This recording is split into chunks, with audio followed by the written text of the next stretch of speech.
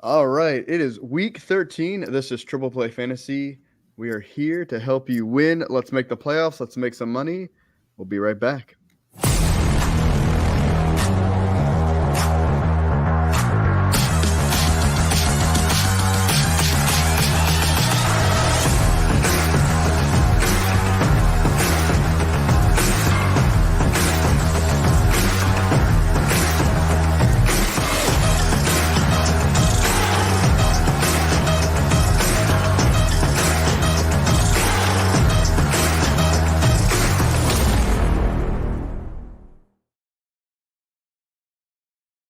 Welcome in, everybody. I'm your host, Zach at FF Chalupa Batman. I am joined today by the wonderful Doc at Triple A Fantasy and also the wonderful Alex at Alex Mateo 94. Holy crap, it is already week 13. It's getting crazy. We'll be talking about the bipocalypse very soon. Don't worry. Gentlemen, how are we doing tonight, Doc? Doing pretty well, Zach. Good to be back with you guys. We all advanced in the Scott Fish Bowl, so kudos to all of us. Sitting in third going into the next round. Sitting in third right now. Now, are you third overall or third for round one? Because I saw those different lists. Third overall. I saw, like, if you click on the round two, and it has, like, your ranking going into the week, had me sitting at third overall. Nice. So I started off in, like, the 1,200. Something really bad for going into the week one. Jumped all the way up to like 184 for round one. Had a great week. Thank you, Eagles. Nice. And it hurts because I'm a Cowboys fan. But I'm already starting behind the cut line by like half a point going into round two. So got to make up some ground already. But it's exciting. Hope everyone had a great Thanksgiving out there. If you guys are watching on YouTube, drop the comments on there. We're happy to answer any questions throughout the show. If you're watching on Twitter or X, we appreciate it. But unfortunately, we can't see your comments. And then Facebook's fine too. Wherever you want to watch it, we appreciate it. We'll get right into it. Week 12, Thanksgiving games were Thursday, Friday, Sunday, Monday. I don't know if we want to count Monday as a game, but it happened. There was a Black Friday game, even though it was awful. Yeah, Friday was awful too. Yep. But what was your takeaway, Doc, of week 12? Mine is that DK Metcalf is a very mid wide receiver. Somebody that was going in round 2 or 3, a lot of drafts, 100-yard game on the season. 3 touchdowns, only 2 games with double digits. He had 3 versus 32 against the 49ers. I could see him as a flex play at best, but do you really have confidence starting him for a high boom game anymore? That used to be his thing, is he was so volatile and he could have big weeks, but we don't even see that from him anymore. Yeah, I definitely don't have too much confidence in him moving forward. He's been, like you said, very inconsistent, and I feel like even coming into this year, it was just, DK Metcalf. It was the name value more than anything else. He's a very, very good athlete. Align with the production that he's put up for fantasy so far. He's a very, very good athlete that is okay at football. He's just an extreme physical specimen, and we need to have that conversation, right, Zach? Yeah, I mean, he is a physical specimen that likes to eat candy. But, I mean, I think he's still talented. I really think it's that offensive line got banged up really early, and Geno Smith is just not playing how he was last year. He's honestly playing how he thought he would play last year. And, I mean, if Geno can't make those throws, I mean, DK doesn't have a great route tree, but he does a really good job at what he's good at, and that offense just is not moving like it was in the past. No, not at all. All right, so Alex, what's your takeaway from week 12? Even though they're a part of the apocalypse this week, Zay Flowers will be a league winner for you. Granted, he did have that 60-yard touchdown called back in week 11 off of that phantom hold. And how did he carry over to this week? He saw 8 targets, 25% target share, led the team, had an additional carry for 37 yards and a touchdown. So he was given 9 opportunities, converted 6 touches, 2 of them into touchdowns. They're making it apparent that he is going to be the focal point in that offense with Mark Andrews out. And he's someone that floor just got raised, and he already has an astronomical ceiling.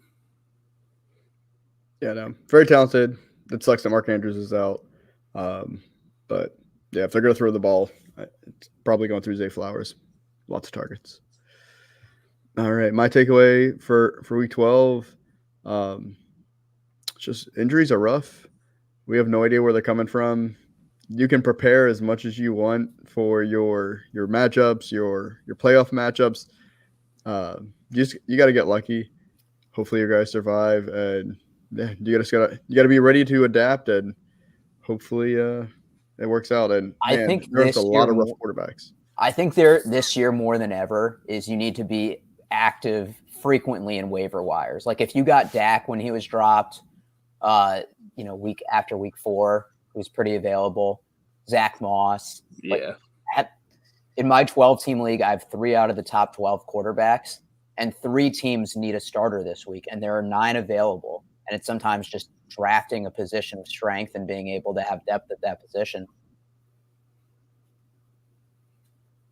I think what's really hurt this season too is it's not just like big wide receiver injuries or running back injuries; it's the quarterbacks. And because we're now starting, how many rookies? What are we up to? Like 10, something crazy. Yeah, I think 10 that have started. Vito was the 10th. Yeah, so that doesn't just impact the quarterback; that impacts the whole offense. Yeah, and it's been brutal. So, do we love fantasy football? Absolutely. Do we love football? Absolutely. Has it been a tough year? Yep. Still fun, but it's been tough. Speaking of tough, if you thought week 7 the Bimageddon was bad, well, now we got you the week 13 Bipocalypse with 6 teams on bye. So you got the Baltimore Ravens, Buffalo Bills, Chicago Bears, Las Vegas Raiders, Minnesota Vikings, and the New York Giants. All right, so that's going to be rough with all the injuries plus the bye weeks. Hopefully, you've already locked up a playoff spot. Chances are you have not yet. So good luck. That's what we're here for. If you have any questions, let us know. Start, sit, waiver wire, all that fun stuff. But hopefully, you've already kind of planned ahead. We told you it was tough to do. And with that, injuries. We had a bombshell today. Jonathan Taylor, thumb injury. Probably out at least a few weeks with surgery apparently happening soon. He could go on IR. He could be done for the season. We have no idea. That's interesting to find out today. Dorian Thompson-Robinson, not great, but at least he's a starting QB. Well, not right now. He's got a concussion. Probably won't make it back in time, but you never know. Chris Olave also has a concussion. Hopefully he can come back. We don't know yet. Amari Cooper injured his ribs. Still up in the air of whether he can play. Rashad Shaheed has a thigh injury. He's probably out at least a week. It wouldn't shock me if he's out for a couple. Dallas Goedert, this is some positive news maybe. His forearm injury that he broke a few weeks ago, he's trying to play this week, if not next week.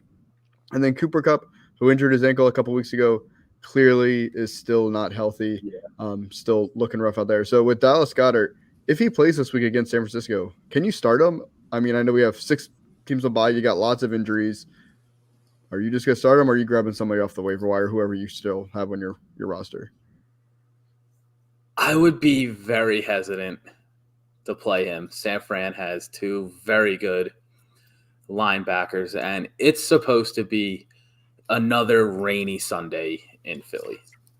We saw how the Eagles started off the first half each of the last 2 weeks. You really think the focal point is going to be your tight end coming off of a broken forearm against San Fran's strength? I would start him out of desperation, but I would not be looking for anything big from him. He essentially had 2 boom weeks and 7 bust weeks. Yeah. And now he will probably be on a limited snap count. Remember when he got injured last year and he came back, and this was kind of the same scenario. And I think the consensus was you play him because he had been a top 5 tight end prior to that point. But he wasn't effective. So I think if you could get a tight end that's going to play full-time snaps or on a decently good offense and has a chance to score, I would take him over Goddard. That I do agree. I just got to wait and see. It's a tough matchup. It's a tough injury. I mean, he's not the focal point anyway, so let's just wait and see. I agree. Yeah. And then with Cooper Kupp, I mean, you don't have much of a bigger name than Cooper Kupp right now in fantasy football. However, he has looked pedestrian as he's coming back from this injury. There's no way he's fully healthy. We get it. But because of his name and with all these bye weeks and injuries, are you forced to start him, or could you conceivably bench Cooper Kupp? I've never been a Cooper Cup roster person, so this question doesn't apply to me. I can't even envision myself owning Cup. That's the 49ers fan in you. I love it. I just could never justify his draft position. I could never justify his draft position. If he was to, like the year he had the Triple Crown, he exceeded it. But I was never willing to invest that high. To pay that early price, yeah.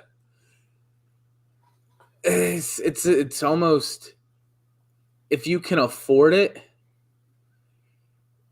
I guess you can sit him, but at the same time, it's one of those, I would rather lose with him in my lineup and him putting up a dud versus losing with him on my bench and him going nuclear.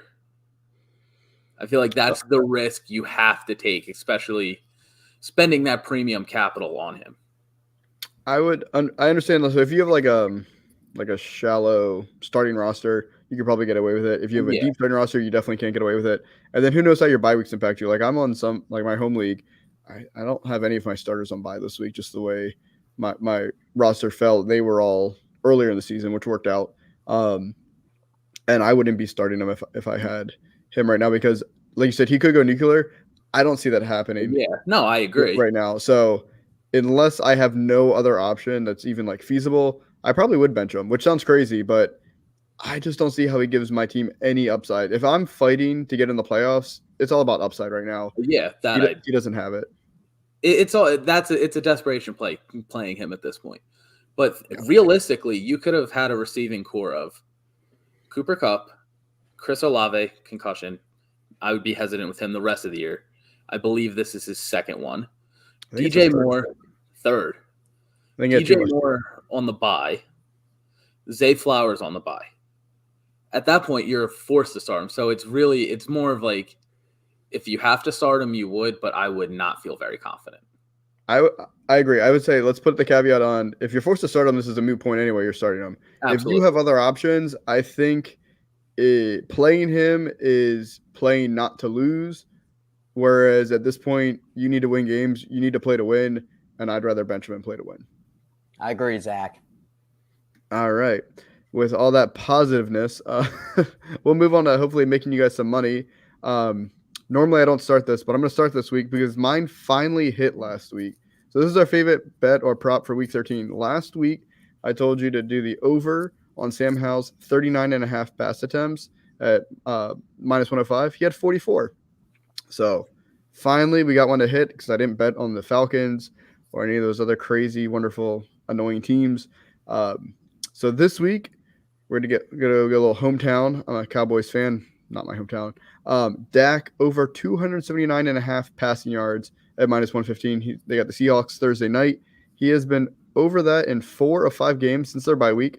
Only under was against the Panthers because you can run all over the Panthers. They just didn't need to throw a lot.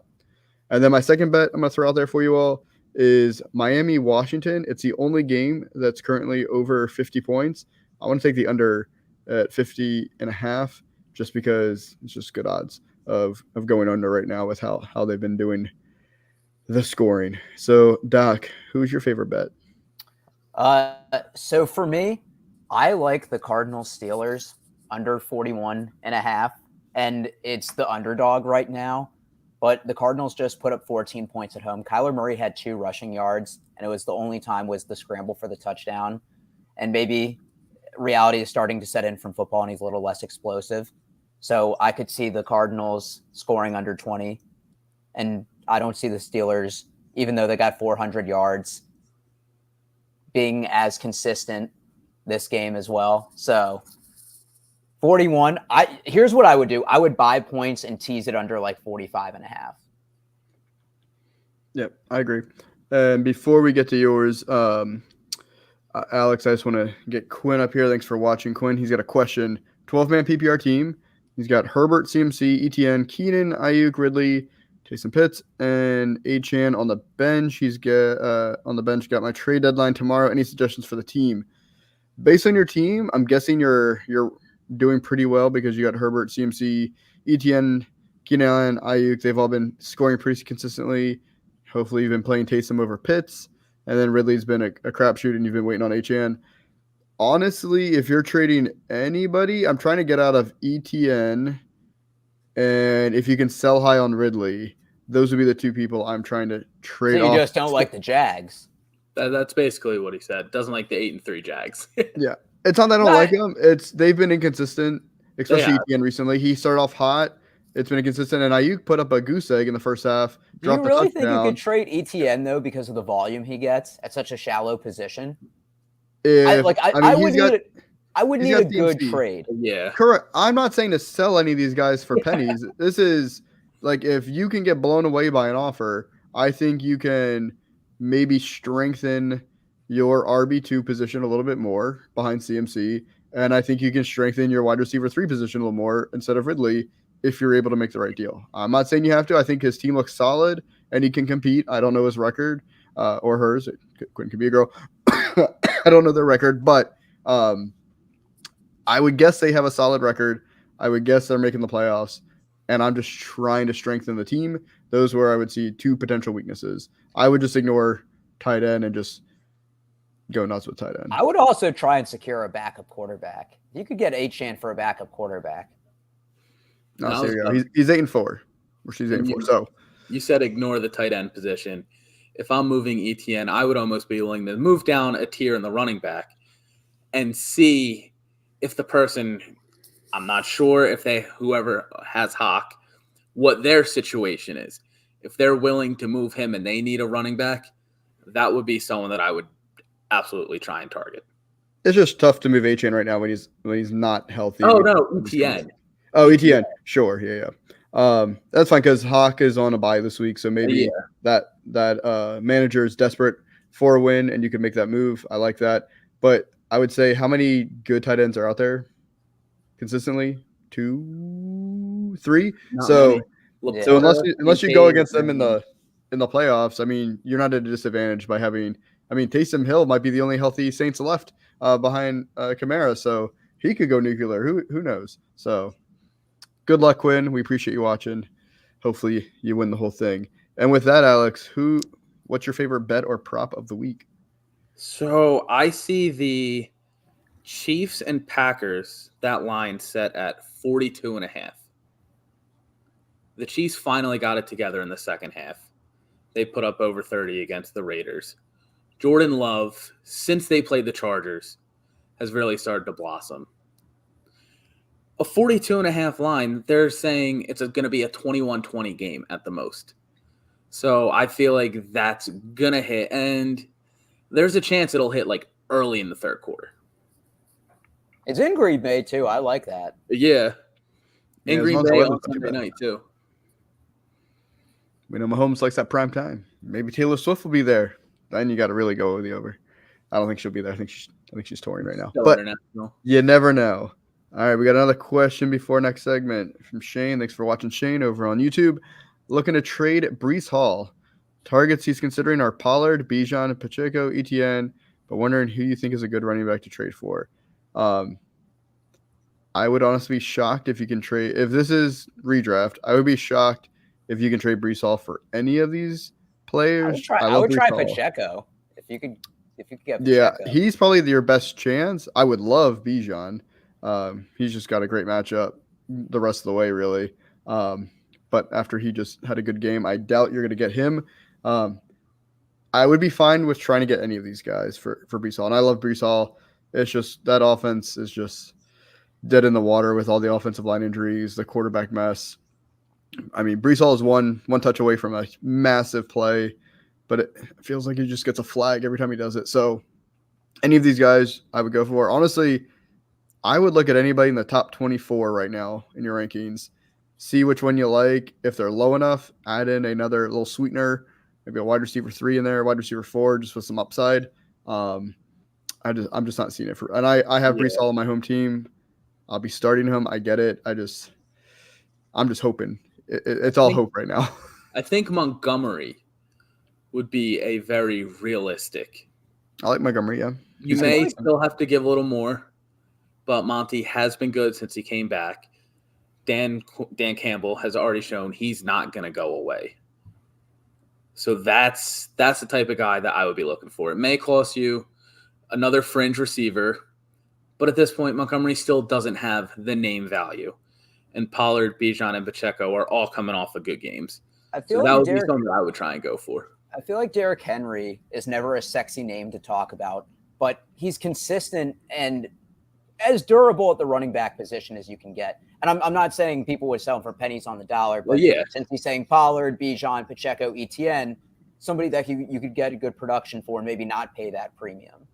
Yeah, the problem is Henry just went off this past week, has a great matchup this week and great matchup in the playoffs. But yes, should have bought low after week 3. We should have. So Henry is, I believe you mentioned that before. Henry is a great target. Good luck, Shane. Trading is tough, especially in redraft. Just try your best. And then one more question here. Again, if you guys keep having questions, keep dropping them in. We'll keep answering them. Blurpy over on YouTube. We appreciate it. Make sure you like, subscribe, all that fun stuff. Support the team. Do I start Kyler, Russ, or Love this week? Whew, that is rough. God, why does Russ feel like the safe pick? Yeah, I was about to say I would go Russ, even though I just said I hate Love's matchup. It's a tough defense. Yeah, I would. I would have said Kyler a couple weeks ago, but he looked horrible last week. Who are the Cardinals playing this week? They play at Pittsburgh. I would say Russ. I would definitely go Russ. Russ has multiple touchdowns, either passing or rushing, in 3 out of the last 4 games. At Houston, I think they'll score a decent amount. Middle of the pack. That's the expectation. He's been kind of looking like old Russ. He has started to. He's definitely completely, compared to last year, looks incredible. Yeah, I think I would say safe-wise, go Russ. If you need some crazy upside, I don't know how your scoring is or what your record is, I would consider Love, just because you're hoping for a shootout. I mean, without Aaron Jones, I don't think he's coming back this week, so they might be throwing a lot. I think he's got the upside. So he's asking Ferguson, Taysom Hill, or Pat Freiermuth at tight end. Muth had a great game back. It was also a great matchup. It was one of the best matchups for tight ends. I'd go Ferguson. Yeah, he's been down. I'm leaning. You got to decide that for Thursday night. I might go Taysom Hill. It sounds crazy. I'm leaning Taysom Hill as well. But you got Olave, concussion protocol. Rashid's hurt as well. Michael Thomas is IR. That almost makes me feel like Perry was spinning in a circle last week. He got benched temporarily. That almost makes me think, though, if Taysom Hill is the only option, they're like, all right, we're going to just focus in on him, and we'll know where he is at all times, whether he's in the backfield or lined up, and we'll just let all these other scrubs beat us, as opposed to when everybody's healthy.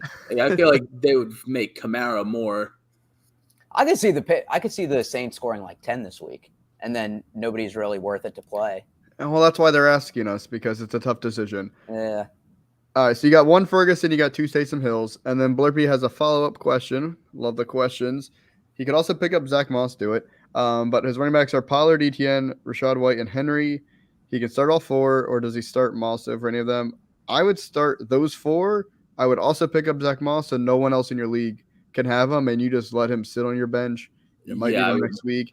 You might need him in the playoffs, but you're playing defense against the rest of your league. Who did the Titans play this week? They play at home versus Indy.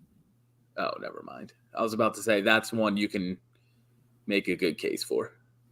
Yeah. So Henry's got a good matchup, and Moss has a bad matchup. So I would still bench Moss, but I would definitely pick him up if you can. Absolutely. And spend all your fab. Go for it. Oh, yeah. Anything Anything you've left. Yep. And we're going to move all the change, all the pennies, every little last bit of fab. Anything you got left. Trade for some fab and then spend it. Squeeze it dry like the toothpaste tube. So he's last one. I got to pick up Russell left too, so I might miss out on them if I pick up Moss. I'd rather run with Murray if you have to in that situation and play Moss. Moss is the priority. Yeah. You can suffer with Murray, and maybe you can even get Russell love too. That's my 2 cents. Murray had a rough game, but at least he's got potential to give you some upside if things come together for him. So we're going to move on to real and spectacular fake. If you watch Seinfeld, you understand it. If you didn't, basically, we're doing true or false statements. So my first one, you should make your start-sit decisions based off of your opponent's lineup. Real and spectacular or fake? Fake. You want to put the best possible lineup out there. I'm not.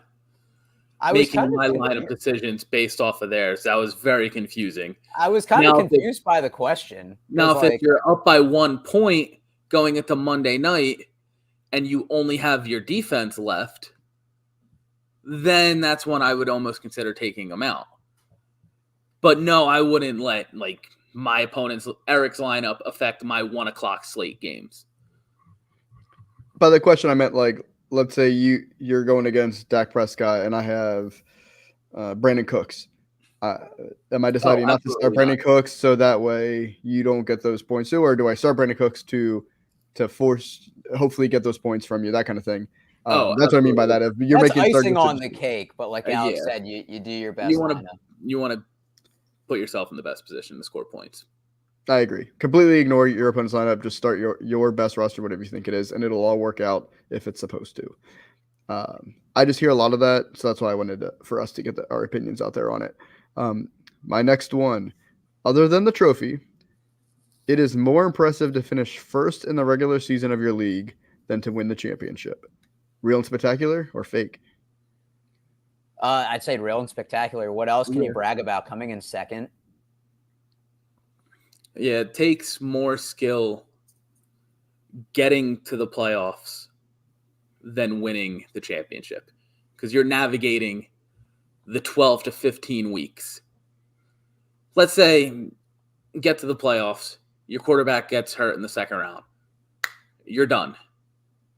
But you were the number 1 seed and you scored the most points in the regular season. Yes, it's considered a bad season because you didn't win it.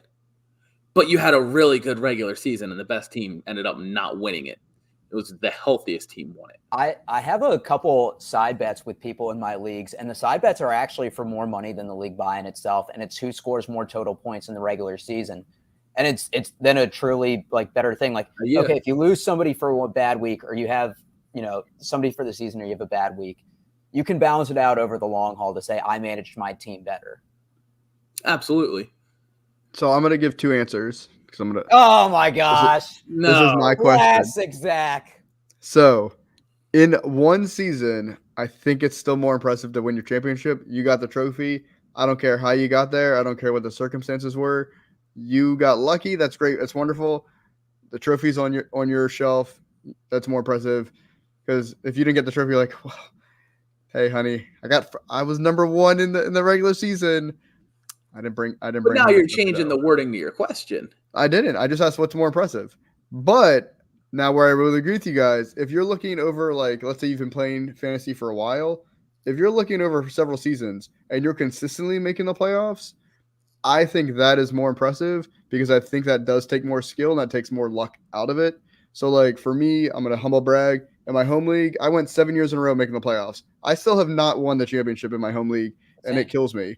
Then last year, I came in last place and missed the playoffs, and it felt horrible. I still feel that it was really impressive to go 7 years in a row making the playoffs, but it still kills me that I've not. How many people and how many teams make it? It's a 10-team league, 6 teams make it. So I only have to beat out 4 other teams, but I still did it 7 years in a row. Yeah. But don't worry, my wife has won it three times in that span, and it kills me. It's always people like that. That makes it. My dad won it last year. It's been rough. Other than the trophy. You said other than the trophy. Yeah, exactly. Other than the trophy. Of course, the trophy. Absolutely. He's changing the words of the question. No. I am saying you said other than the trophy. What's most impressive? Yes, because obviously we know the trophy is the most impressive. I'm saying is if I win the whole league, I can talk about that. Nobody cares if I came in first for this regular season. His first answer, he changed the question. Yeah, I mean, I'm with you. But what would be the third option of that? So it's winning the championship, scoring the most points, and not getting first in the regular season, or winning the championship. Yeah, the points thing is I can see that. Yeah, if I'm not winning the championship, I want to score the most points. I mean, all these are different ways to be like, hey, I had a good season, even if I lost, if I didn't win it. So I get it. The mental gymnastics to feel better about ourselves. Yeah. At the end of the day, fantasy football is pure luck with some skill, but it doesn't matter how good you are. If you could have had the best draft in the world. If all your guys got hurt, it doesn't matter. So We hope you guys are winning championships, but don't get too discouraged and come back for next year. Play some Dynasty. You can play year round. We'll help you with some gambling stuff. So that's why we're still around all season. And with that, speaking of around all season, these guys will not be around anymore. Who are you yeeting off your roster? You cannot stand them anymore. They need to get off your roster immediately. Alex, who are you yeeting off your roster? Surprisingly, he was still rostered in 70% of leagues on Sleeper. Yes, I know T. Higgins has been out, which is probably inflating the rostership.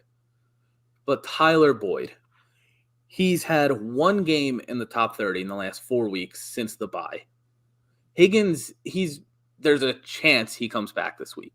If he does, he's going to fall to third in the pecking order for targets at best with the backup quarterback. We already alluded to it earlier. When the backup's in, the whole offense falters. Tyler Boyd, he's a roster clogger at this point. You got to take those upside swings, play some defense with the back end of your roster. Not hold a guy. If you play him, he'll get 5 to 7 points for you. I like it. There's no need to have that man. I mean, honestly, unless it's Jamar Chase, I don't want. I mean, I know you can't get rid of Joe Mixon, but I wouldn't want anybody on that. No, not at all. I like it. How about you, Doc? Who are you eating? So this is kind of a caveat answer. Like, Zach, I was thinking when you said you play in a 10-team league, I do too. And the roster, the bench spots, we only have 4. And in that type of league, or even like a 10 with 5, I would eat Aaron Jones. If you don't have an IR spot, are you going to feel confidence playing him with his hamstring acting up? Not at all. And the injury itself looked bad. I just think that's somebody that you're not going to play the rest of the year. You're holding on for the slightest bit of hope, but he's still owned in 92% of ESPN leagues. No, I like it. So we have a question kind of from Jordan. Did I miss the hot take of the week? We don't have a segment, hot take of the week. He means random tight end touchdown. He does. Yeah, maybe. That's the hot take segment. He hasn't gotten there yet. We don't really give out hot takes on purpose. You might think some of our takes are hot, but we genuinely believe anything we're saying to you. We're not just sharing stuff for clickbait. So you might think some of our stuff is a hot take, but we do not have a specific segment unless you're talking about the tight end, random tight end touchdown of the week. But that's not really a hot take when we are clearly picking the most random tight ends we can come up with. Hey, it hit for Eric this past week. Correct. And we will get there. We will get there. I'm giving him his due. His Christmas gift came early. There we go. We got Chaka over at YouTube as well. We appreciate it. Trade deadline approaching. He's got Dak and Goff at quarterback, Kamara, Jacobs, Kyron at running back, Chase Adams, Ridley, Garrett. Well, that's a lot of good tight ends, but underperforming. And then at wide receiver tight end, we got Kittle and Likely. Do you feel confident enough for playoffs, or would you be trying to make some moves? I mean, I'm always trying to make some moves. I mean, if you could literally get out of any of those wide receivers for a better option, I would. You're fine at quarterback. You're probably good enough at running back for how the league is, and you're fine at tight end. So, yeah, if you could literally move any of those wide receivers where you're not underselling, that makes you feel like you're making your team better, I would do it. Yeah, beginning of the season, that receiver core. But now, just really bad situations for all. Ridley's the safest one out of the 4 of them. And we know he's not safe. So not something anyone's expected to say. Yeah. But good luck out there, Chaka. We appreciate you watching. And with that, who am I eating off my roster? Well, it's none other than Jerry Jeudy. He's still rostered in, I think I saw 75% of sleeper leagues. Anybody, if you're looking at my show sheet, you already know the answer. So for those of you listening out there, anybody want to guess what his best wide receiver finish was this year? Drum roll, please. It was wide receiver 29. He hit that in week 5 and week 7. His best score in PPR, so every time he catches the ball, he gets an entire point, was 13.1 points back in week 3. He has been terrible all season. I'm sorry. Clearly somebody was right, Steve Smith, and he is a Jag. He shouldn't be on your team anymore. It's not happening. Just get rid of him. He is a roster clogger. You cannot trust him as you come into your playoffs. I don't care what his matchup is. I'd rather see him go off on someone else's bench or on the waiver wire, you don't want them on your team. Get rid of them. No, absolutely. And with that, the heralded maybe hot take of the week segment, I'm not sure, but it's the random tight end touchdown of the week. Doc finally hit. So as a unit, we've gotten 2 right this year, which feels like a record for a season. But Doc, who did you call last week? Who was it? I called Tucker Kraft. You did? Nailed it. And you nailed that on Thanksgiving. So, I mean, even better. Very thankful for that one. Oh yeah. That was great. He's gonna have a place in my heart forever. There we go. So who is your random tight end touchdown of the week this week? Let's see if we can get 2 weeks in a row. Never been done before in the history of the show. I am actually feeling it this time. 2 in a row. It's Noah Gray. Is that random enough? That's random enough. 1% in ESPN leagues, 6 games with at least 3 targets on a high-scoring offense. You never know with Travis Kelce if maybe he takes a little bit. Like if the game's in check, maybe they play him a little less snaps. Noah Gray, welcome to the end zone 2 weeks in a row. Ironically enough, that's who I had pulled up. As soon as you said Noah Gray, I closed my phone. So that means he's not going to see a single target this week. Yeah, you cursed him. I'm going to go back to the well that I haven't used, but he hit recently. The Chargers, they keep getting some random tight end touchdowns. I'm not doing Parnham. Parnham's trash. We're going back to was it Stone? Was it like Stone Smart, Street Stone, something some random Stone Smart. Stone Smart. That's a great we're going back to him. Yeah. Love the name. I mean, the Chargers just want to just play with your heart. You're chasing the adrenaline rush of the one catch for 51 yards and a touchdown 2 weeks ago. Hey, I respect it, Zach. We're going to throw Noah Gray, Stone Smart, anytime touchdown. There you go. Now, this is not a no-name random tight end, so this does not count for the segment, but I'm just calling my shot now, though. Evan Ingram is finally catching a touchdown this week. He's gone 89 targets without one. It's the longest streak right now. They are looking for him. T-Law just missed him in the end zone this past week. I think they know what's going on, and they are trying to get him a touchdown. They said they do. And I believe they have the Bengals this week, right? Yeah. Trevor Lawrence said he knows that Ingram doesn't have a touchdown yet. That's what I'm saying. What did Pat Freiermuth just do to the Bengals, who's one of the best matchups against tight ends? He's getting a touchdown. They might give Evan Ingram an end around or something just to get him a touchdown. But I want him to get a receiving touchdown. But yeah, book it. Evan Ingram getting a touchdown. Put that as an anytime They get Evan touchdown. Ingram with the tush push from the one because they really want him to score. Just make him feel good. Moral victory for him. I can see it. So that does not count for the segment. But if you guys are gambling, sports betting out there, go ahead and sprinkle a little bit of a anytime touchdown for. It sounds like Zach's endorsing it. He is. Of course. As soon as it's legal for him, full blown degenerate. Yeah. It's called making money. I'm doing this for free. That's some. I got 3 kids. That's some spending money. But we appreciate you all out there. We ran a little long this week because we had so many great questions. Please keep checking in with us, even if you're missing the playoffs. We can still help you hopefully win some money out there in DFS or gambling. Though we do have a great DFS show with Triple Bay Fantasy that is not us that are hosting the show. We got some other wonderful, great guys part of the team, which is why you should subscribe, all that fun stuff. Jordan, really quick thrown in there. He's an Eagles fanboy. He's going Jack Stahl. Good luck. I like that. With Jack Stahl. I thought Jack Stahl too, but I can't root for that against the 49ers. No, okay. Come back, Jordan, next week, even if you miss it, and we will talk about it next week. But thank you all. Loser. Yeah. Loser has to say something nice about the other team on the show on Tuesday. We got an Eagles and a 49ers fan. That's fine. I'll do it. Eagles, 49ers, and a Cowboys fan. Who would have thunk it? We got if one of our teams doesn't come out of the NFC, we're a failure. That's 100% fair. Well, thank you all tonight. Thanks for staying with us a little later. Good luck. Have fun. Let's go get those championships. Have a good night, everybody.